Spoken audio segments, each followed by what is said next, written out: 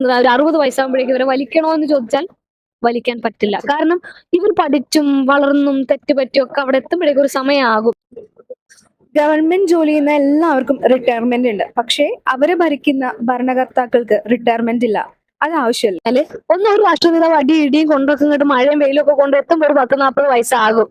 പക്ഷേ ഒരു നല്ല സർക്കാർ ഉദ്യോഗസ്ഥന് ഒരു എക്സാം എഴുതി നന്നായിട്ട് പ്രിപ്പയർ ചെയ്ത് എക്സാം ചെയ്താൽ അയാൾക്ക് ഒരു 18 വയസ്സിൽ 20 വയസ്സ് തന്നെ നമുക്ക് കിട്ടും എന്ന് ഉറപ്പിക്കാം. പക്ഷെ പൊളിറ്റിക്സിൽ ഒരു 18 വയസ്സിൽ അങ്ങനെ നമുക്ക് പറ്റില്ല. അതുകൊണ്ട് ഇവർക്ക് ഒരു 60 വയസ്സാകുമ്പോഴേക്കും ഇവരെ വലിക്കണോ എന്ന് ചോദിച്ചാൽ വലിക്കാൻ പറ്റില്ല. കാരണം ഇവർ പഠിച്ചും വളർന്നും തെറ്റ് പറ്റിയും ഒക്കെ അവിടെ എത്തുമ്പോഴേക്കും ഒരു സമയമാകും. പക്ഷേ ബുദ്ധി മരവിക്കുന്ന ഒരു പ്രായമാവുമല്ലോ. നമ്മൾ പറയാൻ 6-60 ഒരുപോലെയാണ്. അങ്ങനെയാണെങ്കിൽ 70-ാമത്തെ വയസ്സ്, 80-ാമത്തെ വയസ്സ്, 90-കളിലേക്കൊക്കെ പോവാന്ന്. ചിലര് ആ സീറ്റിൽ ഇരുന്നേ ഞാൻ മരിക്കൂ. നിതീഷ് കുമാർ എന്ന് പറഞ്ഞിട്ടുള്ള മുഖ്യമന്ത്രി ഉണ്ട്. അയാൾ അവിടെ ഇരുന്നേ മരിക്കൂ എന്നുള്ളൊരു ബീഹാറിന്റെ മുഖ്യമന്ത്രിയാണ് അയാള്. അപ്പൊ അയാൾ കുർസി മുഖ്യം എന്ന് നമ്മൾ പറയാൻ ആ കസേര നാളെ അനങ്ങൂല എന്നാണ് പറയാ. അങ്ങനെ വേണ്ട. അതായത് നമ്മൾ എന്ത് ചെയ്യണം, നമ്മൾക്ക് ഭരിക്കാൻ അവസരം കിട്ടി, ഇത്രയും പണിയെടുത്ത് നമ്മൾ അധികാരത്തിൽ കയറി ഭരിക്കുകയും ചെയ്തു.